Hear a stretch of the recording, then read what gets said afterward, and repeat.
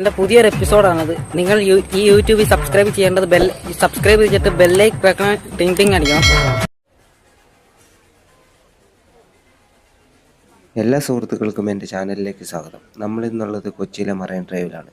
Marine ഡ്രൈവിൽ കേരള സർക്കാരിൻ്റെ ആഭിമുഖ്യത്തിൽ നടന്നുകൊണ്ടിരിക്കുന്ന കേരള ബാംബു ഫെസ്റ്റ് കാണാൻ വേണ്ടിയാണ് നമ്മൾ വന്നിരിക്കുന്നത്. നമ്മളെ അതിശയിപ്പിക്കുന്ന തരത്തിലുള്ള പല സാധനങ്ങളാണ് ഇവിടുത്തെ കലാകാരന്മാർ മുള കൊണ്ട് നിർമ്മിച്ചിരിക്കുന്നത്.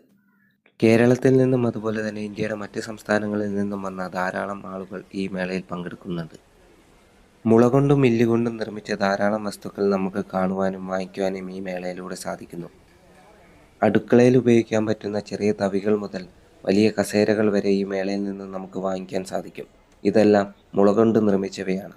കൂടാതെ ധാരാളം പെയിൻറ്റിങ്ങുകളും നമുക്ക് ഈ മേളയിൽ ലഭ്യമാണ്. പെയിൻറ്റിങ്ങുകളെല്ലാം ലൈവായിട്ട് തന്നെ വരച്ചു കൊടുക്കുന്ന സെക്ഷനും ഈ മേളയിലുണ്ട്. വളരെ ഭംഗിയായിട്ടാണ് അത്തരം പെയിൻറ്റിങ്ങുകൾ ഇവിടെ വരച്ചു നൽകുന്നത്. ഇതെല്ലാം വരയ്ക്കുന്നത് മുളയുടെ തന്നെ ഫ്രെയിമുകളിലാണ്. ഈ ബാംബു ഫെസ്റ്റ് കാണുവാനും സാധനങ്ങൾ വാങ്ങുവാനും കേരളത്തിൻ്റെ അങ്ങോളം ഇങ്ങോളം ഉള്ള സ്ഥലങ്ങളിൽ നിന്നും ധാരാളം ആളുകൾ ഇവിടെ എത്താറുണ്ട്. കൂടാതെ വിദേശികളും ഇവിടെ നിത്യ സന്ദർശകരായിട്ടുണ്ട്. വിദേശികളും ധാരാളം സാധനങ്ങൾ വാങ്ങിക്കൊണ്ടാണ് പോകുന്നത്. നമുക്ക് വീട്ടിൽ നട്ടു വളർത്താൻ സാധിക്കുന്ന തരത്തിൽ ഇവിടെ മുളയുടെ തൈകളും അതുപോലെ തന്നെ മറ്റു ചെടികളും വിൽക്കപ്പെടുന്നുമുണ്ട്.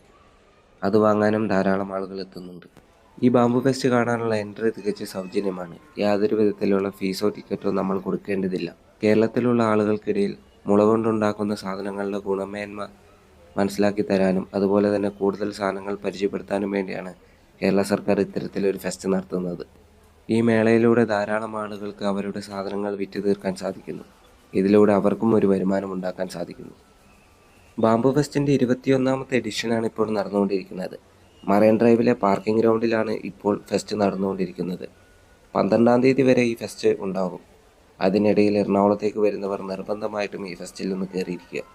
ധാരാളം പുതിയ സാധനങ്ങൾ കാണുവാനും പരിചയപ്പെടുവാനും നമുക്ക് ഇതിലൂടെ സാധിക്കും.